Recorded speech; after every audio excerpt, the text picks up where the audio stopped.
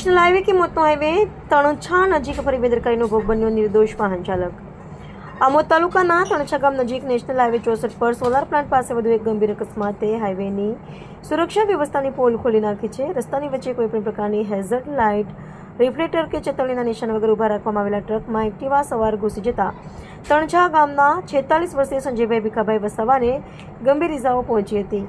ઇજાગ્રસ્તોને તાત્કાલિક 108 એમ્બ્યુલન્સ મારફતે આમોદ સામૂહિક આરોગ્ય કેન્દ્ર ખાતે લાવવામાં આવ્યા હતા। તેમની હાલત ગંભીર હોવાથી પ્રાથમિક સારવાર બાદ વધુ સારવાર માટે ભરૂચ સિવિલ હોસ્પિટલ ખાતે ખસેડવામાં આવ્યા હતા।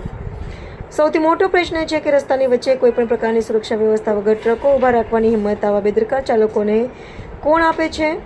શું માનવ જીવનની કોઈ કિંમત જ નથી? આવી બેદરકારી દરરોજ નિર્દોષ લોકોનો જીવ જોખમમાં મૂકી રહી છે।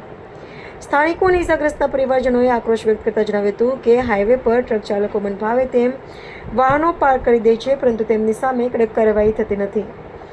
પરિણામે આવા જીવલેણ અકસ્માતો વારંવાર સર્જાઈ રહ્યા છે। હવે માત્ર ગુનો નોંધવાથી કામ નહીં ચાલે, પરંતુ આવા બેદરકાર વાહન ચાલકો સામે કડક દંડ, લાયસન્સ સસ્પેન્ડ અને કાયદેસરની આકરી કાર્યવાહી થવી જોઈએ। ઘટનાની જાણ થતાં પરિવારજનો આમોદ સામૂહિક આરોગ્ય કેન્દ્ર ખાતે દોડી આવ્યા હતા। અકસ્માત અંગે આમોદ પોલીસે ગુનો નોંધી વધુ તપાસ હાથ ધરી છે। પ્રશ્ન એક જ છે, આખરે હજુ કેટલા નિર્દોષ લોકોના જીવ ગયા પછી તંત્રને જવાબદાર અધિકારીઓ જાગશે?